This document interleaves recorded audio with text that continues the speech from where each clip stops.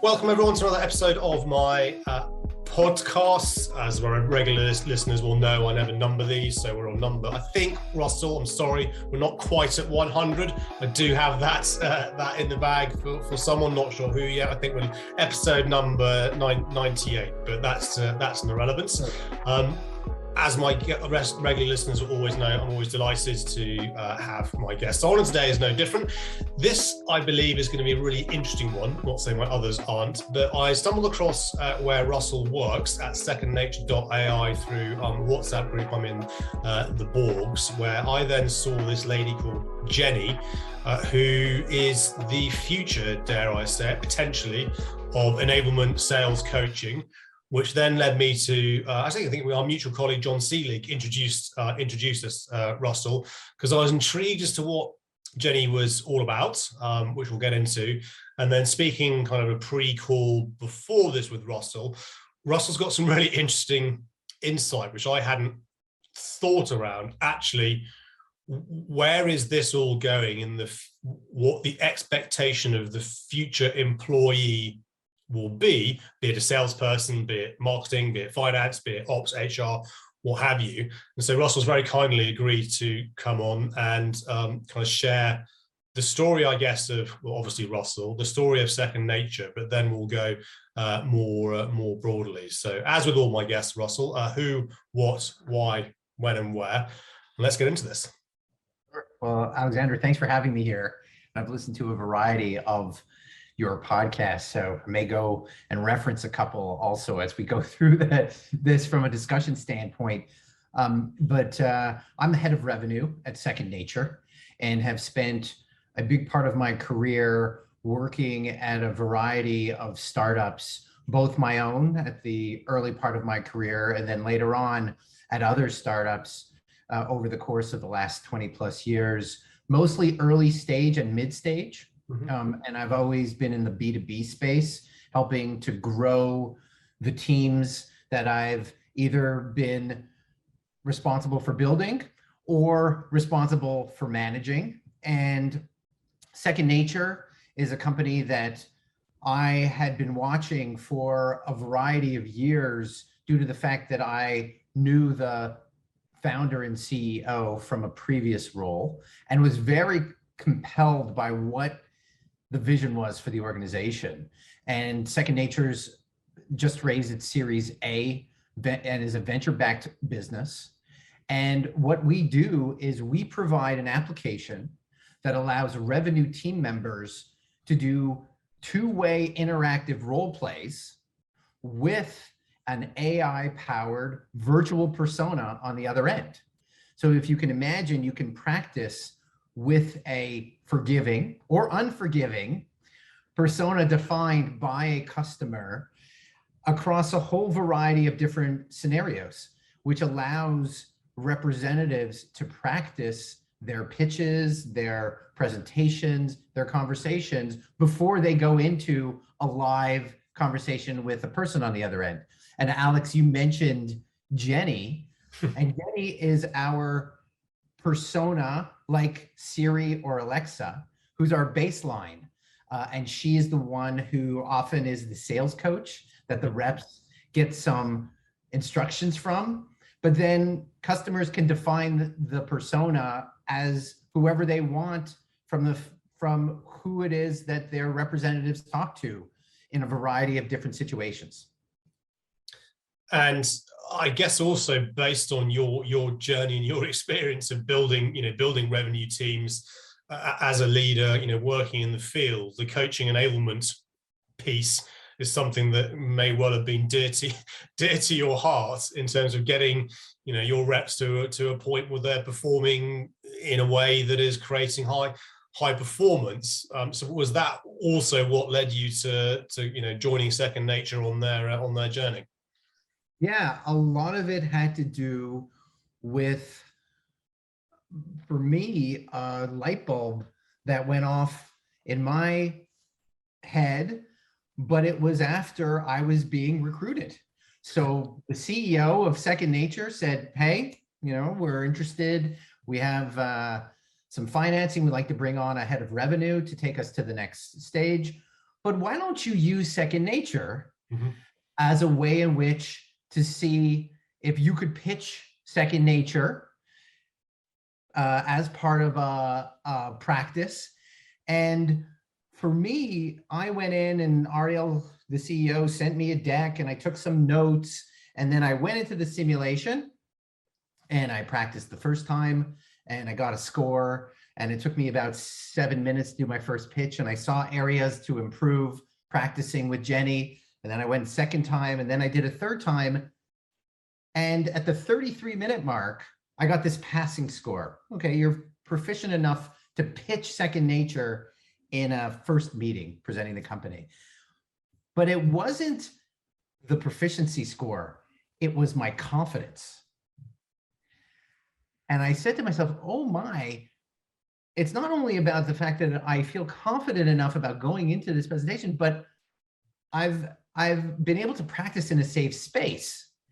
And that's when I really said, this is huge, not only for any type of seller, but especially for the new generation of seller, which we've seen really emerge in the last few years and obviously accelerate in the age of COVID that we've been dealing with, which is a remote selling expertise, younger generation of sellers, millennials and below, who want these types of technologies to be able to practice before they go into a live customer conversation, not only to understand where they're proficient in the pitch, but also the confidence level.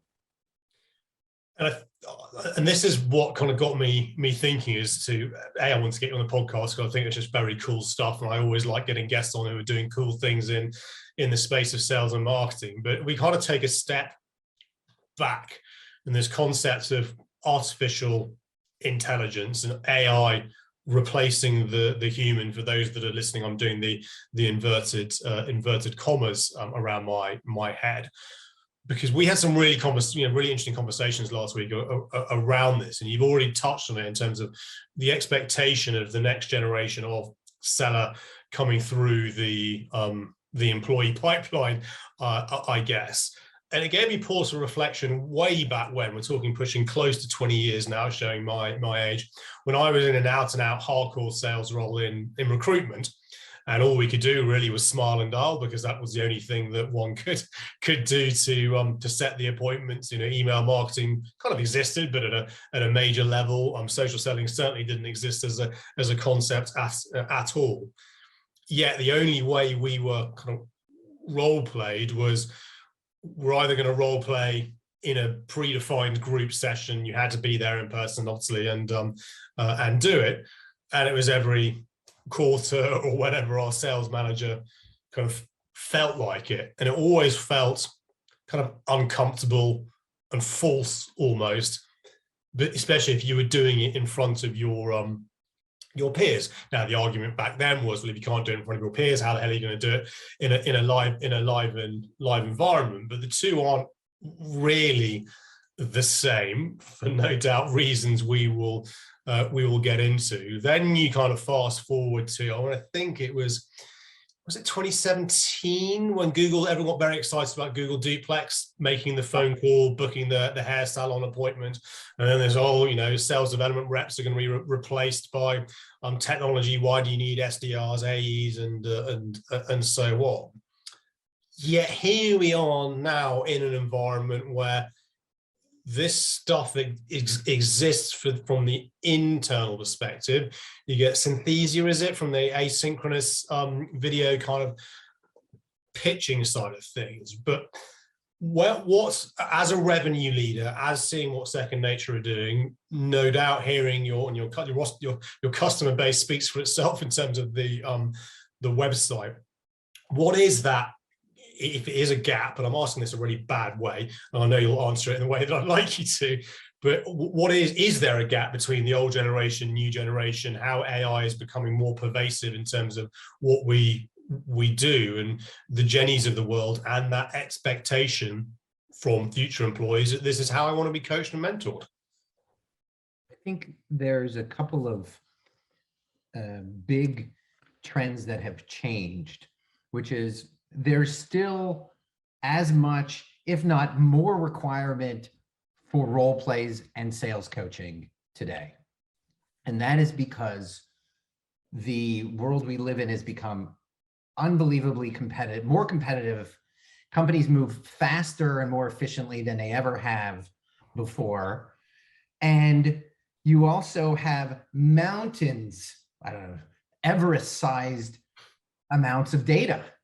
You think about all these call recording software, and as a sales manager, like, hold on, now not only do I have to pay attention to the areas of the pipeline, but I've got to listen to all these calls in order to provide insights on where my team needs help. And that's a lot for a sales manager to have to take on. And one of the ways in which you can address that is providing the right amount of tools in the training environment so that the team members are better ready for the areas that they are going to go out in the field and do. But at the same time, even before they go out in the field, have some assessment to say, oh, it looks like the team isn't very proficient in these areas. Or guess what? Something simple. Everybody talks too fast. Yeah, and that's guilty. Yeah, it's a style thing. And it really, there is a generational change, because you think about, oh, this is the way we used to do it. And we used to like the back and forth between being in a room together, but there's always a bias in that. Oh, Alexander wasn't really good with his role play, but he always makes his number. That's okay. I'm going to give him a pass. But then what happens 6 weeks from now when the competitor comes out with a new product release and Alexander's not prepared and doesn't have an environment in which to do the appropriate role play? So that is pretty key to be a top priority for sales leaders to get ahead of this, because the call recordings are after the fact. It's too late. You've got to have your team prepared in advance, leveraging technologies, leveraging remote technologies. And you mentioned our customer list. The reason why we have done fairly well with large technology organizations who are our customer base, like a Twilio and a Zoom and SAP and some of the companies in the security space, is that these companies are paranoid of the competition. And they know that every day that they can provide an advantage of having their teams better equipped and trained is them staying ahead of their market. And that's what's very key. And you brought up AI, kind of the increase of AI in 2017. Even AI wasn't at the point where it could really hold a natural sounding conversation. And now we're really hit that point where in an environment where you have a structured, short conversation, companies like ours can execute and allow the participant to maintain the suspension of disbelief, like in a movie, that they are in a real conversation with a real prospect and their brain switches on and they go into go mode. And they say, oh, this is a prospect who's asking me real questions. And the most, I would say, the most interesting of them to observe is when participants practice cold calling. And you can feel the tension go up, even though they're practicing on a AI-powered virtual persona, but you can hear the voices start cracking and the nervousness, but their brains have turned on. This is a real situation. It's it's fascinating looking how this technology is increasing in its prevalence within SaaS world. And SaaS world is certainly ahead of other B2B B2B industries that operate more in the professional service space. If you look, you mentioned Zoom have launched their conversation intelligence tool last week or the week before to be with the competition. Microsoft have got their conversation intelligence tool within what they call Sales Accelerator, part of CRM. And to your point around data, it's opening up a whole new kind of, I guess, area of unknown knowledge and insight, which you can then use or not use. But based on what we were talking about, kind of in the green room, if you will, are we in? Where does the human fit in all of this? If we believe that singularity is a thing in 2045, I want to say, I think 2045 is when what's his chops from Google thinks that Ray Kurzweil, I think, believes it will be 2045.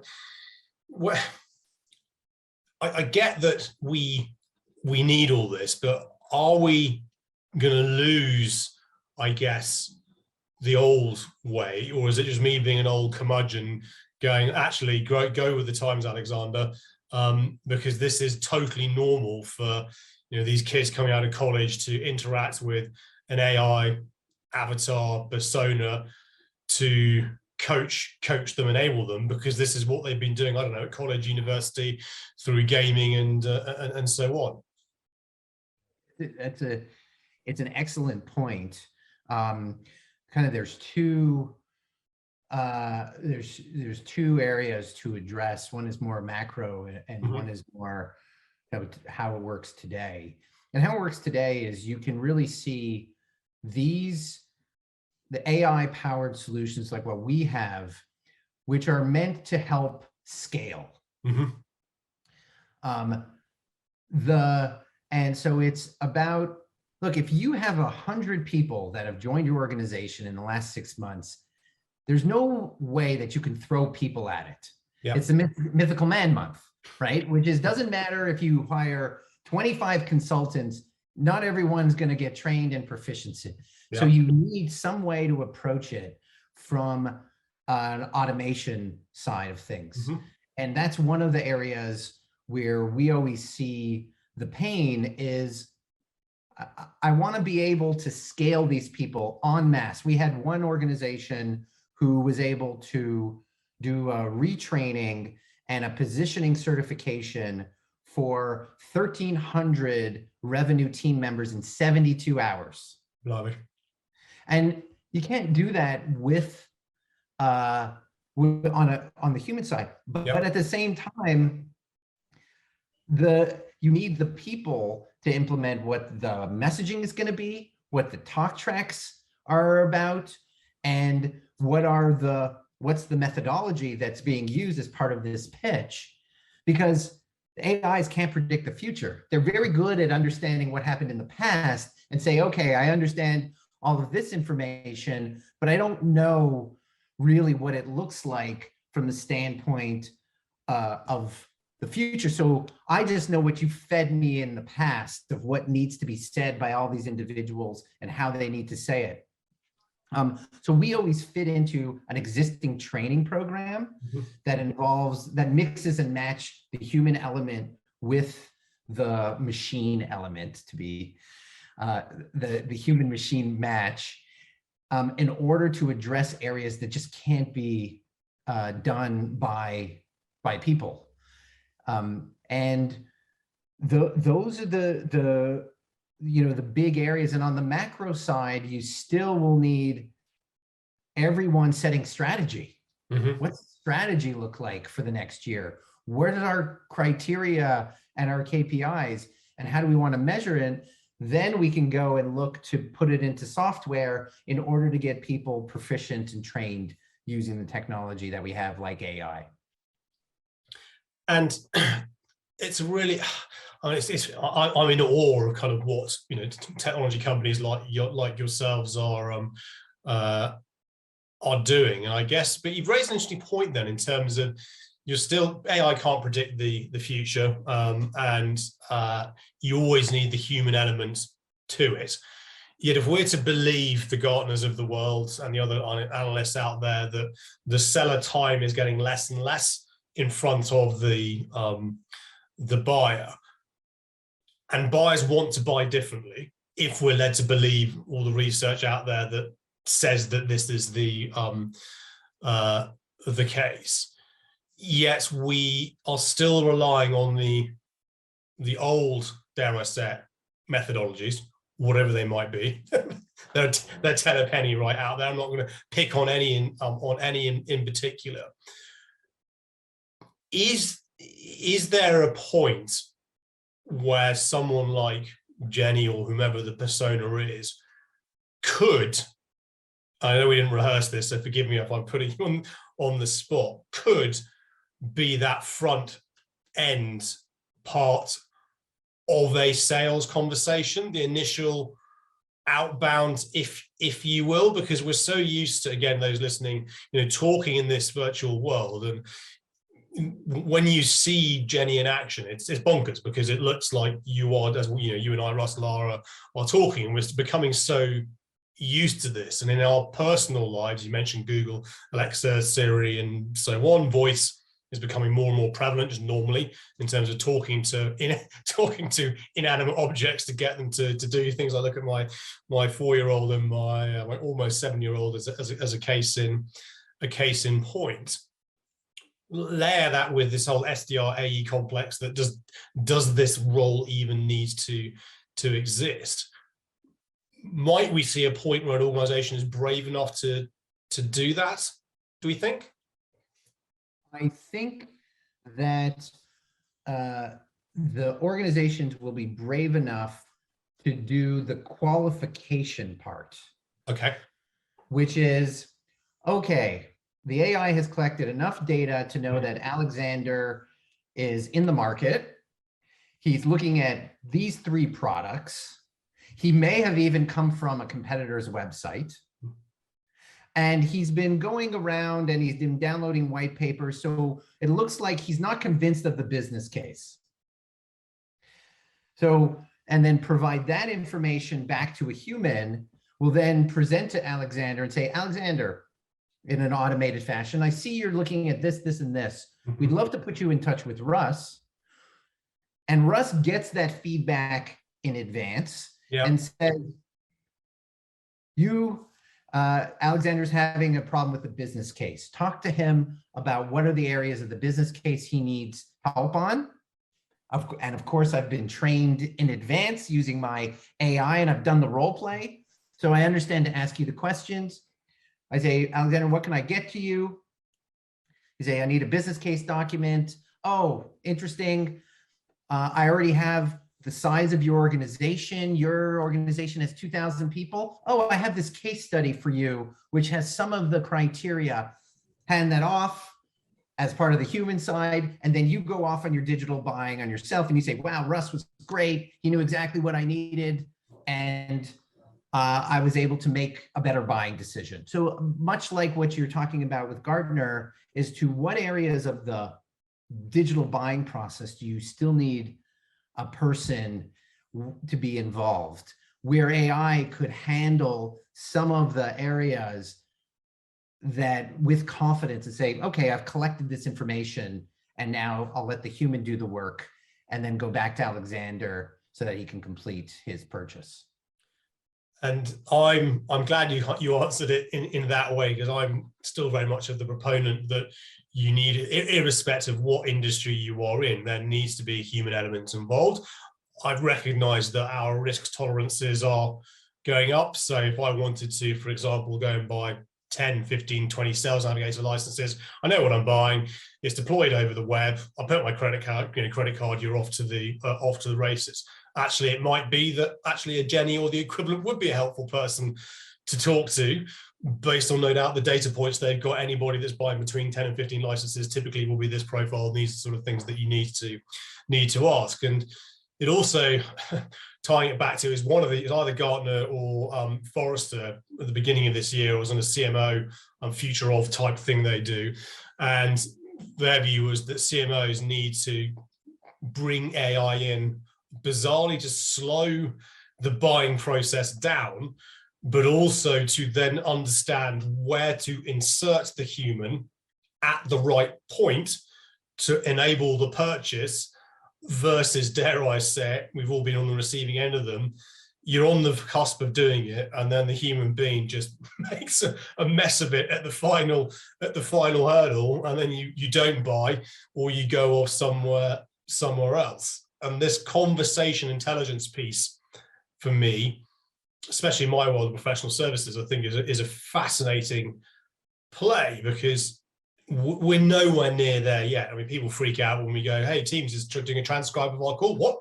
Turn that off. And it's internal. Yet in a B2C environment, we're all kind of used to going, your call is being recorded for training and monitoring, BFI and whatever.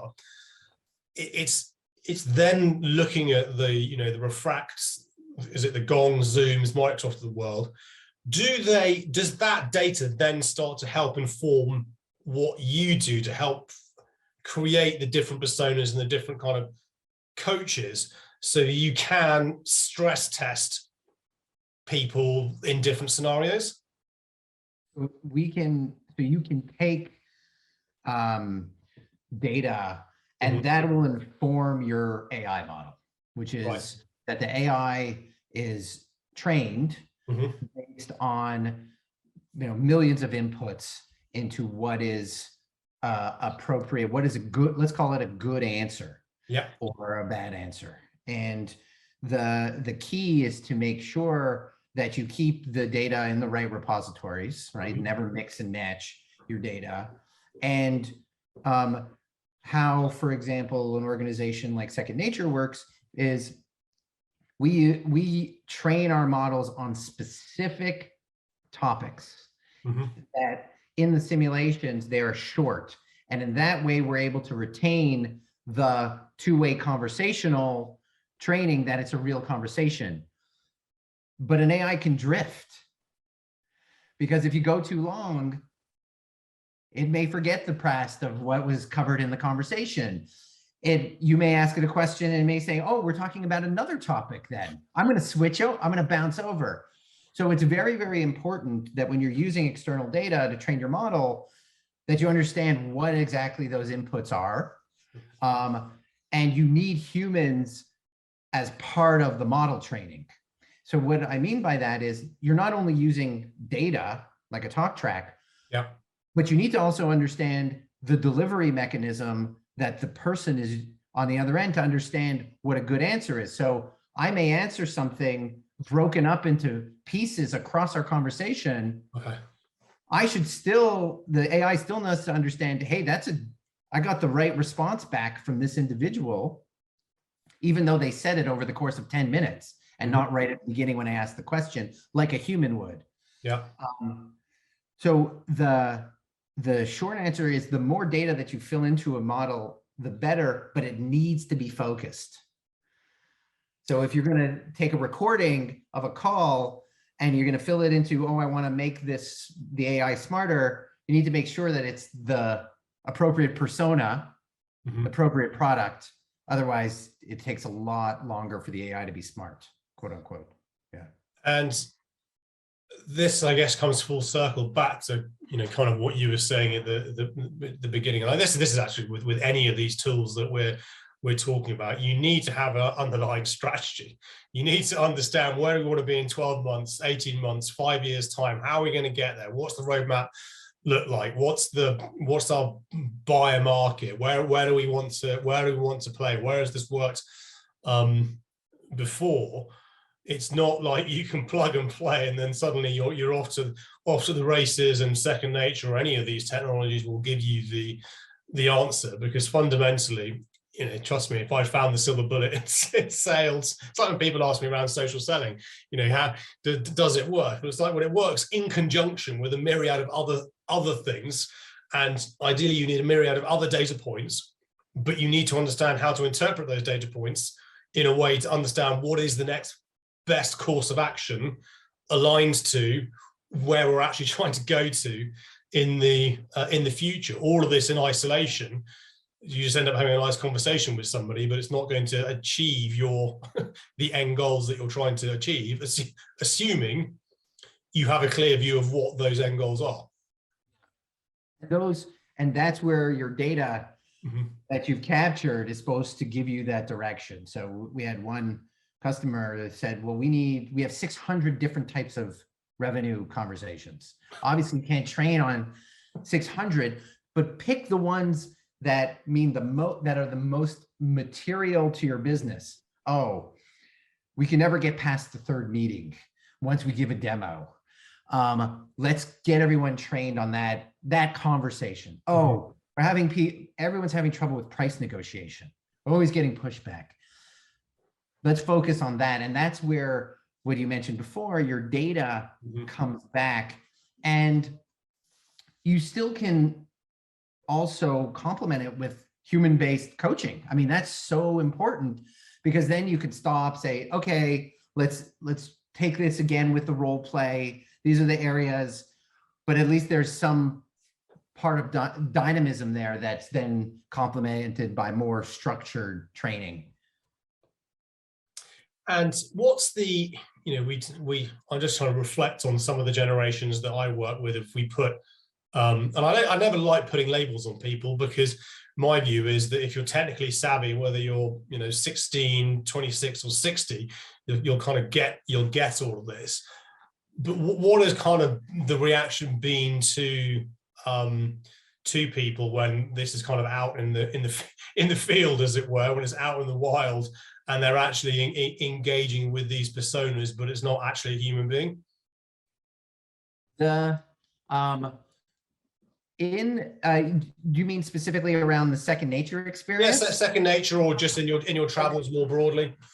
Sure. So it really is both personality and age, because is that there's plenty of people who are always looking to improve what they're doing professionally or personally by the use of technology. And that includes, for example, like health, right? Yeah. You have individuals, late 70s, they will go out and run every day because they see that as part of their discipline. And you see that also in the professional world. So you can have a seller with 30 years experience saying, it doesn't matter what it is, I always want to learn and I always want to get better because I recognize that the world is always changing. But then, of course, there's other individuals, maybe 22 years old, who is scared of sci-fi and like, look, I don't want to interact with a robot or a avatar, and I'm always going to hit 0 when I'm on the phone because I want to talk to a person. Yeah. And that's a personality trait as much as it could be an age trait. So it's really important to also, in any situation, like you said earlier, to disclose what technology is being used to provide the feedback that you're getting as an individual. This call is being recorded, or this information was produced, this report was produced by an AI. If you disagree with this, like we have in our system. So let's say you get an assessment and it says, Alexander, you didn't cover this talking point. And he said, what? I did cover the talking point. We have a revision button. Basically, press it, and it says, goes into the transcript, says I covered this point here. You hit submit, and it goes back into the score. So the thing is that you need flexibility and you need disclosure. And then that will make people feel much more comfortable in adopting some of these new technologies. And I think that's you're talking about disclosure. Justin Michael from Tech Powered Sales runs the sites, the sales blogs. He's a big proponent of this, but he also feels that in the future we may get to a point if we've got AI talking to AI, which is under the disclosure, this is AI. We're kind of going full Clockwork Orange, if you remember the old Stanley Kubrick, film that they listened to Beethoven, but were pretty violent individuals in the world of the future, but wanted to be in the past. And it's interesting. Yet we're so okay. The majority are becoming comfortable, let's say, talking to inanimate objects. Maybe not in our lifetime, but maybe for my 6-year-old, my 7-year-old, my 4-year-old, who knows in 20 years' time as to where this is going to be, because it's coming at such a rate, and notwithstanding the complexities around this technology when it can be misused, and that's a whole different different sort of podcast. But I will say the deep fake Tom Cruise on TikTok is brilliant, if not scary at the same time. It's for me the data point is now, but every single conversation I have with a revenue leader in whatever shape or form it is, it's no matter what you're trying to do, data really now is key. And it's key in terms of getting that governance and strategy in place, either irrespective of what technologies you're looking to implement, which need data to do things. You're going to end up on a hiding to nothing, which is an English turn of phrase. But what you also touched on, Russell, is also being mindful of not mixing your data up, because we talked on bias. So the brilliance of bringing AI into this to kind of take that bias out, of the subconscious bias that us humans just inherently have, we can't help it. But you do also see the stories of even some of the big kind of AI houses, more from a recruitment perspective, getting it wrong, because they're basing their hiring on, we don't want to hire middle-aged white men, but you feed the AI just middle-aged white men data, so it becomes exponentially more biased towards middle-aged white men. So it's this tension between, this is a good thing, but it can also take you down a path if you're not careful. I agree. And I'll send you, after this podcast, you mentioned AIs, talking to AIs. There's an excellent article published a couple of years ago about two AIs being trained, and they ended up creating their own language to talk to each other. You can believe it, right? It generated, and it was sent it to you.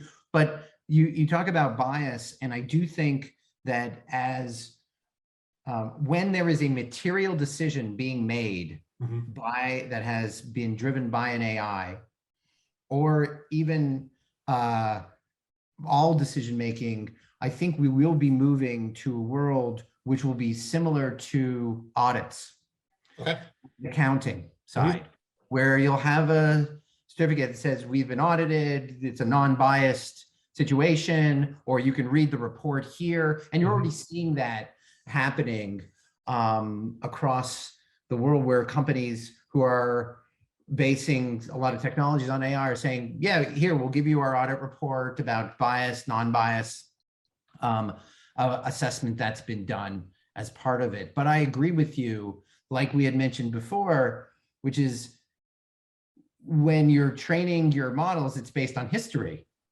Yeah. And if that history has information in it that is inherently weighted one way or the other, obviously your decision is going to be biased to what was fed it.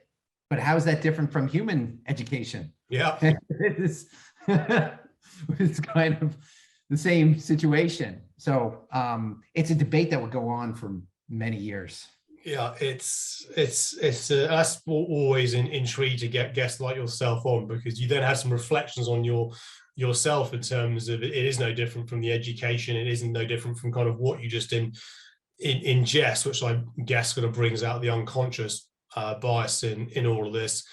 Yet I can also see an angle where if you've got a brave organization going, we need the base data, but let's also kind of try and look to the future as to see where this might go. But the irony of, you look at the world of audit, where that's moving more and more to the automation world, because we should automate basically. I know it's not number crunching, you still need a human being at the end of it, but now you've got the auditors auditing the audit.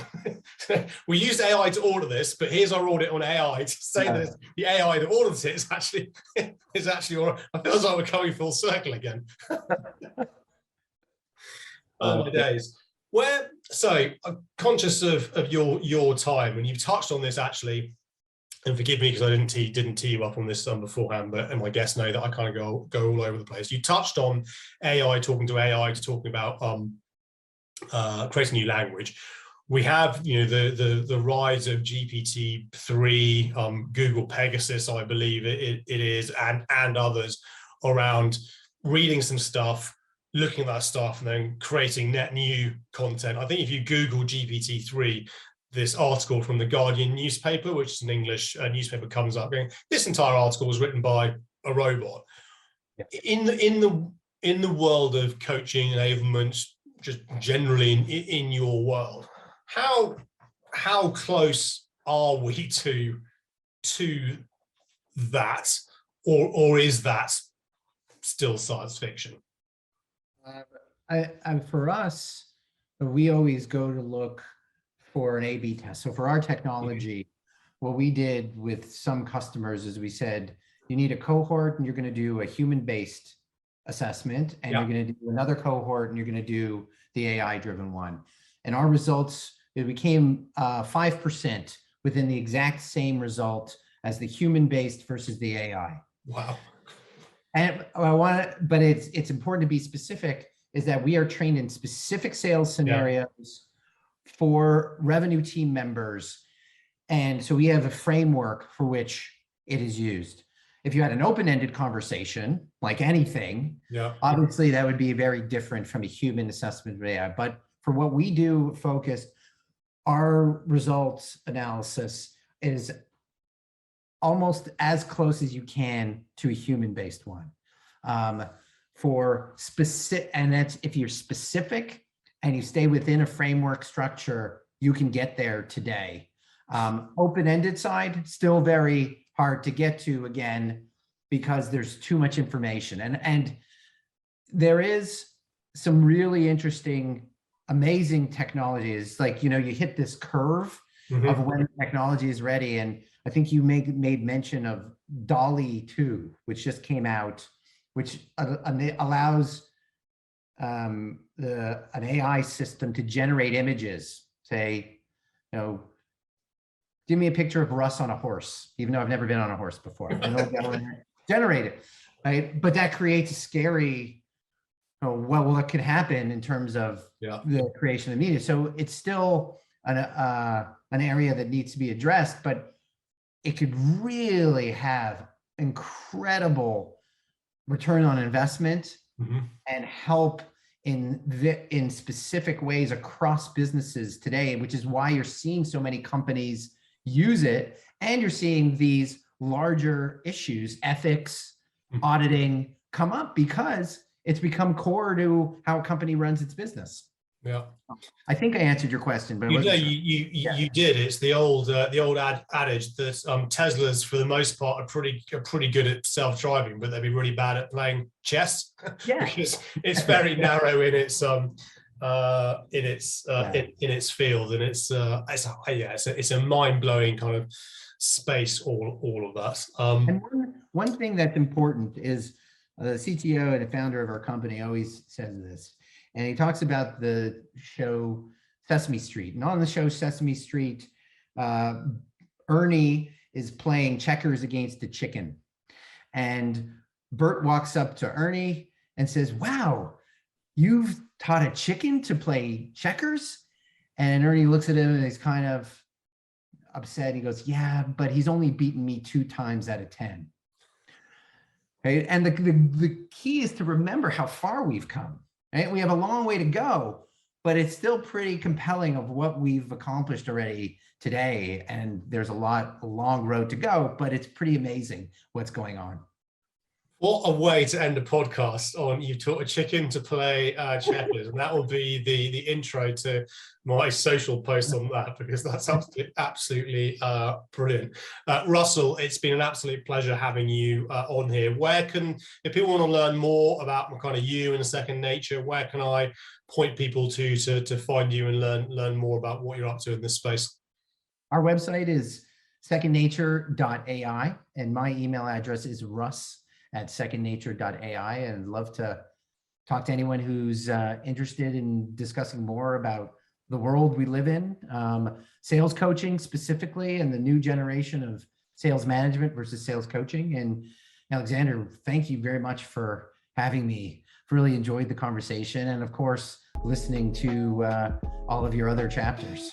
That's very generous of you, Russell. I appreciate it. So if you are going to email Russell and or contact Russell on LinkedIn, and you've listened to this podcast, can I strongly suggest that you mention we listened to the podcast and would like to learn more, rather than some other type of outreach. I'll put the links somewhere. YouTube haven't figured this out. For those that are listening, I'm pointing my fingers wildly around there. As always, if you want to be a guest on this show, you know what to do. If you want to recommend a guest to be on the show, you know what to do.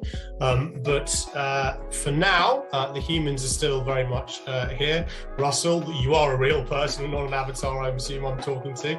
It's been an absolute pleasure. Thank you. Thanks, Alexander.